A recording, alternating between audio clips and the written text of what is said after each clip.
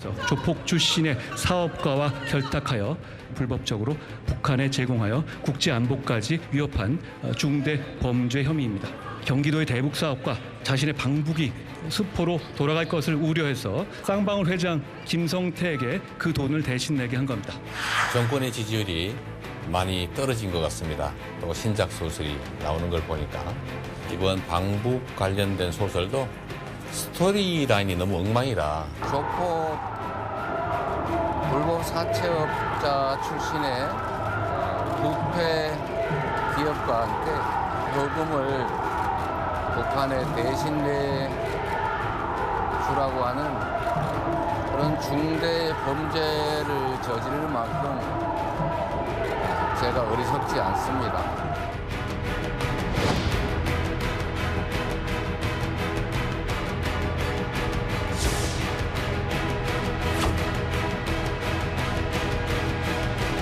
이화영 전 부지사에 대해서 9년 6개월 실형 선고됐는데 어떻게 생각하십니까? 검찰 추가 수사 이어가겠다는 입장 냈습니다. 어떻게 생각하십니까?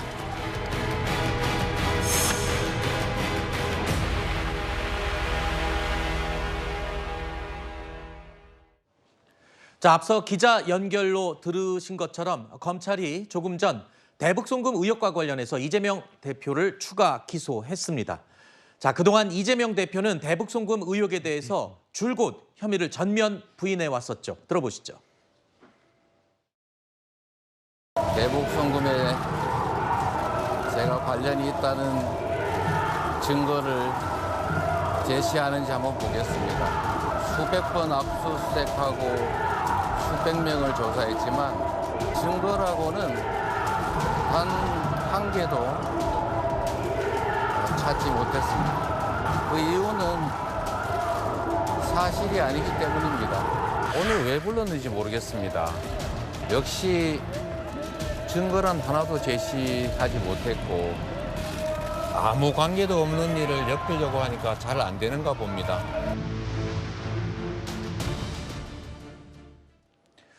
자, 들으신 것처럼 지금까지 이 대북 송금과 관련한 여러 가지 의혹들에 대해서 이재명 대표는 극구 전면 부인해 왔습니다. 하지만 조금 전 검찰은 추가 기소를 했습니다. 이화영 전 부지사의 1심 판결이 5일 전에 나왔죠. 이때 9년 6개월의 중형을 선고받았는데 이 당시에 모든 언론들이 이 판결을 중요하다라고 주목했던 이유가 바로 이재명 대표의 추가 기소 혐의와 직접적으로 연관이 돼 있기 때문이었습니다. 자, 그런데 그럼에도 불구하고 5일 만에 검찰이 이 추가 기소를 했다는 것, 이거 상당히 빠른 것 아닌가요? 여기에 대해서는 검찰에서 어느 정도 준비가 되어 있을 것으로 예상이 됩니다. 네. 지금 영상에서도 보셨지만 사실 이 관련 의혹과 관련해서 이재명 대표가 작년 9월에 이미 영장실질심사를 받았었거든요. 그때까지 검찰이 어느 정도 수사를 해놓은 것이 있었고 그때 영장이 기각이 된 이후에 검찰에서는 나름대로 수사를 계속하면서 이화영 전 부지사에 대한 1심 판결을 기다리고 있었던 것으로 보입니다. 네. 그리고 지난주 금요일에 이화영 전 부지사에 대해서 아시는 것처럼 9년 6월이라는 굉장한 중형이 선고가 되었는데요. 그 판결문이 지금 300페이지 정도로 꽤 긴 판결문이 나왔습니다. 거기에 대해서 검찰에서 좀 꼼꼼하게 검토를 했고 과정에 있어서 이재명 대표라는 이름이 104회 정도 이화영 전 부지사의 판결문에 있다고 하는데 그것들을 보면서 거기에서 나와 있는 현출되어 있는 증거들 이런 것들을 봤을 때 이재명 대표가 충분히 기소할 만하다라는 판단을 하고 지금 검찰에서는 신속하게 기소를 결정한 것으로 보입니다. 네, 일단 검찰의 기소는 검찰의 판단인 것이고요. 네. 아까 말씀하신 것처럼 지난해 9월에 일단 구속영장이 기각이 됐어요. 그때 법원의 영장 전담 판사가 이 대표의 공모 여부에 대해서 다툼의 여지가 있다라고 이야기를 했었거든요. 자, 그러면 지금의 오늘 이 검찰이 기소할 것을 이재명 대표 측에서는 충분히 예상을 했겠죠? 이재명 대표 입장에서는 충분히 검찰의 기소는 예정된 수순으로 여기고 있었을 겁니다. 물론 과거 구속영장이 기각되긴 했지만 지금 이화영 재판에 대해서는 1심 판결문을 충분히 검토했다고 보고 기소 결정을 한 것으로 보여지는데요. 그렇다고 하더라도 300페이지 이르는 그 방대한 양의 판결문을 어느 정도까지 유리하게 해석을 했는지는 좀 살펴봐야 되는 부분이 아닌가 싶습니다. 지금 김성태 회장에 대한 진술에 대해서 굉장히 신빙성을 부여하고 있는데 지금 800만 불에 이르는 막대한 돈을 지급을 했음에도 불구하고 2차례 정도 이화영 부지사를 통해서 통화를 했다는 내용에 대해서 이 진술의 신빙성을 인정했다는 자체가 과연 타당한지, 그리고 이재명 대표를 기소하는 그런 근거로 삼을 수 있는지 여러 가지 면에서 꼼꼼하게 따져봐야 할 부분이 많지 않을까 싶습니다. 네. 자, 이재명 대표는요, 그동안 김성태 전 쌍방울그룹 회장과의 관계에 대해서 이런 표현을 한 적이 있습니다. 내복 하나 사 입은 인연밖에 없다라고 강조를 해왔었죠. 쌍방울과 이재명은 대체 무슨 관계입니까? 나도 모르겠어. 뭘 알아야 내가. 제가 전에 한번 그랬죠. 내가 인연이라면 이거 내이 사입은 거. 저는 김성태라는 분 얼굴도 본 일이 없거든요. 아, 여기 누가 그거 쓰셨네. 이거 확 지나갔는데. 내복 사입은지. 자, 이뿐만이 아니죠. 지난해 KBS 인터뷰에서는 이화영 전 부지사를 통해서 통화를 했다는 말이 나오는 부분에 대해서 이재명 대표는 기억이 나지 않는다라는 말을 하기도 했습니다. 하지만 김성태 전 회장, 이재명 대표와 2차례 정도 이화영을 통해서 전화 통화를 했다라고 주장을 해왔었고 법원에서도 그렇게 진술을 한 것으로 알려지고 있습니다. 자, 이화영 1심 재판부가 김성태 전 회장의 이 진술의 신빙성을 인정을 한 것이다. 지금 그렇게 보도가 나오고 있어요. 판결문을 통해 확인된 사실이거든요. 일단 판결문은 그 내용이 나와 있죠. 네. 김성태 회장이 이제 2차례 정도 전화를 했다고 주장을 하고 있는데 그중에 한 번이 2019년 1월 17일입니다. 우리가 아마 영상 자료를 통해 많이 봤을 장면인데 김성태 회장과 이화영 전 부지사 그리고 그 북한의 그 송명철 셋이서 술을 마시면서 그 날입니다. 그날 술에 취한 상태로 이제 전화를 했다는 건데 처음에 이재명 그 대표의 그 반론은 뭐였냐면 그날이 이재명 대표가 다른 일로 재판을 받았던 날입니다. 저녁까지. 네. 그렇기 때문에 통화 시간이 좀 적절하지 않다라는 건데 혹시 그 이후에 전화를 받았다고 하더라도 아마 재판을 받고 나서 장시간 재판을 참석한 이후에 전화를 받았던 거기 때문에 아마 기억이 잘 나지 않는다라고 주장을 하고 있는 것이고요.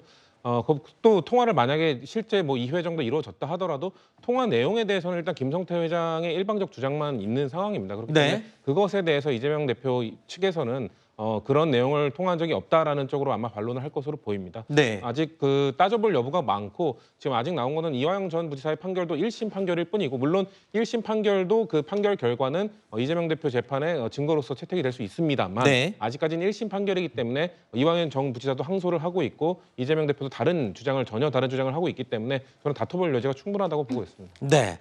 물론 지금의 단계는 검찰이 추가 기소를 한 겁니다. 지금 3가지 재판을 이재명 대표가 받고 있는 중인데 이번 기소로 인해서 방금 말씀하신 것처럼 법적으로 다툼의 여지가 있다라고 한 부분이 이제 기소 이후에 법정에서 그 여지를 다투게 될 걸로 예상이 됩니다만 일단은 추후 재판에 적잖은 영향을 끼치지 않겠냐는 예상들이 보도로 많이 나오고 있어요. 예, 왜냐하면 1심 재판에서 일단 이화영 전 부지사에게 아까 말씀드렸다시피 중형이 선고가 됐고 이 김성태 회장이 방북 비용을 댄다든지 스마트팜 비용을 대납하는 그 정황이 사실은 이화영이라고 하는 사람을 보고 했을 것인가 아니면 이화영 뒤에 있었던 바로 이재명 경기지사를 보고 했을 것이냐라는 이 아주 상식적인 문제에서는 많은 국민들도 사실은 이게 이화영 때문에 낸 돈일까라는 의구심을 가질 것 같아요. 네. 그런 면에서 봤을 때 1심 판결문에 기초해서 봤을 때는 결국에 마지막 몸통이 누구냐라고 하는 그 수사의 과정에서는 결국은 이재명 지사를 지목할 수밖에 없고 그렇다면 앞으로 재판에서도 이 1심 결과가 상당히 이재명 대표에게는 불리하게 작용할 걸로 예상이 됩니다. 네. 어제 오늘 이어서 이 각 언론에서요. 저희도 물론 확보를 했지만 이화영 전 부지사의 이 판결문, 1심 판결문 내용이 확인되면서 지금 이재명 대표에 대한 추가 기소는 굉장히 명백한 사실로 예상이 돼 왔습니다. 그리고 오늘 오전에 전격적으로 추가 기소가 된 건데요. 자, 가장 핵심은 이 부분이었습니다. 판결문에도 이 부분이 담겼다라고 확인된 부분인데요. 이화영 전 부지사를 통해서 보고를 받았냐, 이 대표가 대북 송금 내용을 인지하고 있었느냐, 이 부분이 다툼의 여지가 가장 큰 부분입니다. 하지만 1심 판결문에는 이 부분을 어느 정도 인정하는 것으로 보이는 그런 이 판사의 판결문 내용이 있어서 또 계속 보도가 나오고 있는데요. 이재명 대표는요, 계속해서 이 보고받은 적이 없다. 이화영 전 부지사가 독자적으로 추진한 것이었다는 주장을 반복해 오고 있습니다. 이화영 부지사에게 보고받으신 적 없으십니까? 참 그 소설 가지고 자꾸 그러시는 것 같아요. 부지사가 직접 결제했다고 하는데 사실 맞을까요? 전혀 사실이 아닙니다. 제 운전면허증에 경찰청장 직인이 찍혀 있죠. 경찰청장이 그걸 나한테 발급해 준 겁니까? 나한테 운전면허 발급해 준 사실을 아나요? 정결권에 따라서 서명을 하면 관인은 저절로 찍히게 되는 건데 관인이 찍혔다고 해서 도지사가 결제했다는 의미는 아니거든요. 자, 이화영 1심 판결문에 뭐 어떻게 세느냐에 따라서 횟수가 조금 달라집니다만 지금 이름이 104번이 등장하는 것으로 확인이 되고 있습니다. 그런데 이화영 1심 재판부가요, 명시를 하진 않았지만 이 전반적인 내용으로 볼 때 사실상 이재명 대표를 대북 송금 사건의 최종 결재권자임을 인정한 것으로 해석되는 판결문 부분이 속속 등장합니다. 바로 이 부분이 보고를 받았냐 여부와 직결되는 그런 부분 아니겠습니까? 그렇죠. 이재명 지사가 본인이 경기도지사가 된 이후에 이화영이라는 사람을 정무라인으로서 평화부지사라는 직에 임명을 하게 된 것인데요. 그렇기 때문에 지금 판결문 나온 것처럼 경기도지사 이재명이 여기 이화영에게 적극적이고 주도적인 대북 정책 추진 역할을 기대했던 것으로 보인다라는 것은 평화부지사라는 직을 만드는 것 자체가 대북 사업 같은 것을 염두에 두고서 만들었다고 봐야 되는 것이겠죠. 그리고 지금 그 판결문에서 김성태가 이재명 대표와 통화를 하는 과정 이런 것들에 대해서도 나와 있는데 김성태 쌍방울 회장이 이화영 부지사와는 원래 알던 사이고 계속적으로 이재명 대표에게 본인과 지금 대북 사업에 대해서 보고가 가고 있는 것이냐라고 물었고 이화영 부지사가 그것이 맞다라고 여러 차례 답변을 해주었다. 그렇기 때문에 김성태로서는 이재명 대표를 실제로 보지는 않았지만 대북 사업에서 계속적으로 진행이 되었다. 그러면서 그 과정에 2번 정도 통화가 있었다라는 것이거든요. 네. 이재명 대표는 지금 본인이 도지사로서 만약에 평화부지사가 그동안에 진행했었던 일을 몰랐다라고 지금 이야기를 한다면 그것은 무능한 것이고 알았다라면 공범이 되는 것입니다. 네. 이번 판결문에서는 결과적으로 쌍방울의 대북 송금이라는 것이 이재명 대표의 방북에 대한 사례금이었다라고 명시적으로 밝히고 있거든요. 이 네. 부분이 굉장히 유의미하다고 보여집니다. 이번 이화영 부지사의 이 1심 판결문에 담긴 방금 제가 언급한 내용 말입니다. 최종 결재권자가 이재명 대표라고 상당히 짐작할 만한 이 내용. 야당에서는 어떤 식으로 이 부분을 보시고 계신가요? 일단 이화영 전 부지사가 평화부지사였고 대북 관련 사업을 여러 가지를 하지 않았습니까? 그렇기 때문에 그걸 총괄했던 사람이고요. 그래서 대북 사업을 관련돼서 보고한 것과 네. 이 방북 관련 사업을 보고한 것과 또 방북 관련해서 대북 송금건을 보고한 것, 또 대북 송금건까지 보고했다면 또 그것과 관련돼서 쌍방울 김성태 회장이 연관되어 있다. 이것까지 보고한 거, 이건 또 전혀 다른 문제거든요. 네. 과연 대북 관련 사업만 보고했는지 아니면 대북 송금까지 그리고 쌍방울과 연관성까지 보고를 했는지 이것까지를 밝혀내야 되는 겁니다. 그리고 민주당에서 지금 계속 주장하고 있는 것 중에 한 가지는 지금 똑같은 공범이 한 명 더 있죠. 그 안부수 아태평화교류협회 회장 안부수 그 봉범에 대한 판결은 사실 작년 5월에 나왔습니다. 근데 작년 안부수 회장에 대한 판결에서는 쌍방울에 대해서 쌍방울이 북한에 돈을 대북 송금을 한 목적이 주가 상승 목적이 있다. 그리고 네. 대북 스마트폰 관련 사업에 돈을 보낸 것도 결국 대북 관련 사업 기회를 얻기 위함이다. 이런 것들이 명시되어 있거든요. 그러니까 네. 똑같은 공범에 대해서 똑같은 자료를 갖고 2개의 검찰이 다른 내용으로 기소를 했고 판결도 다르게 나온 겁니다. 저는 네. 이재명 대표가 지금 이야기하고 있는 것은 안부수 회장의 판결을 봐라. 거기에는 그 방북 그 비용으로 대납을 했다는 것이 없다. 이거를 주장할 수 있다고 보는 거거든요. 그렇기 네. 때문에 저는 그렇기 때문에 2심에서 충분히 다퉈볼 여지가 있다고 민주당에서 판단하고 있다고 그렇게 보고 있는 겁니다. 지금 일단 한 부의장이 예. 말씀하신 내용 중에서 국정원 보고 문서 관련해서 지금 말씀을 하시는 것으로 보이는데 국정원에서 이러한 사건들이 대북에 송금을 한 것들이 어떠한 쌍방울 자체적인 주가 조작을 위한 것이다라는 형태의 서면이 나와 있었던 것은 이번 판결에서도 판단을 하고 있습니다. 그런데 지금 이번에 나온 1심 이화영 이화영 부지사에 대한 1심 판결에서는 이 대북 송금을 하고 이게 주가 조작을 위한 것이다라고 보기 어려운 것이 쌍방울이 그 과정에서 주식을 처분하려거나 네. 이런 모습들을 보이지 않았다라는 것이죠. 그리고 국정원의 문건이라는 것이 굉장히 좀 모호하다, 구체적이지 않다라는 판단을 이번에 이 현출되어 있던 서면에 있어서도 그걸 받아들이기 어렵다라고 이번 판결에서 네. 보았다 말씀드려야 될 것 같습니다. 방금 언급하신 이 국정원 문건과 관련해서는 오늘 오전에 민주당 장경태 최고위원도 이 부분을 다시 한번 강조하면서 이화영 1심 재판부를 겨냥했습니다. 김성태는 주가 조작 전력이 있습니다. 쌍방울 대북 사업 주가 조작을 언급하는 국정원 문건도 있습니다. 그런데 이번 판결은 순환 출자 구조를 통한 주가 조작 기업을 건실한 기업이라며 증거마저도 둔갑시켰습니다. 김성태의 쌍방울, 검찰에 이어 재판부까지 오염된 사법 역사상 가장 충격적인 판결이 될 것입니다. 조작과 매수, 회유 등 한 점의 의혹 없는 진실을 위해 쌍방울 사건 조작 특검법도 반드시 통과시키겠습니다. 그러니까 이 김성태, 쌍방울 그룹의 김성태 전 회장 같은 경우에는 주가 조작도 하고 도덕적으로도 문제가 있는 사람이라는 부분을 민주당은 계속 강조를 하고 있습니다. 그렇기 때문에 대북 사업도 독자적으로 추진했고 송금도 알아서 본인의 이익을 위해서 한 것이다. 이 부분을 계속 강조하고 있는 건데요. 자, 이재명 대표와 각을 세우다가 지난 총선 과정에서 민주당을 탈당한 이상민 전 의원 기억하시죠? 오늘 채널A 라디오쇼 정치 시그널에 출연해서 이 부분과 관련된 단독으로 했냐 아니냐 여부에 대한 본인의 의견을 얘기했습니다.